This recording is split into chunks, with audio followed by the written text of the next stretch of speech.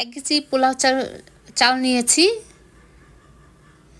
এখন ভালো করে ধুয়ে পরিষ্কার করে নিব আর 1 ঘন্টার জন্য রেখে দিব, তারপর আমি রান্না করব। পাতিল বসে দিয়েছি, পরিমাণ মতন তেল দিয়েছি। বেরেস্তা করবার জন্য আমি পেঁয়াজ নিয়েছি আধা কাপ, বাদামি কালার হয়ে গিয়েছে। এখন আমি উঠিয়ে রাখবো, পোলার উপরে দিব, এর জন্য আমি বেরেস্তাটা উঠিয়ে রাখবো। দারচিনি, এলাচি, গরম মশলা তেলের ভিতরে দিয়ে দিলাম।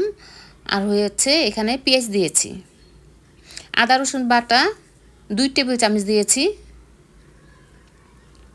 পানি দিয়েছি এখানে 1.5 কেজি, কাঁচামরিচ দিয়েছি 10-12টা, চাল দিয়ে দিয়েছি। এখন বলক আসা পর্যন্ত অপেক্ষা করব।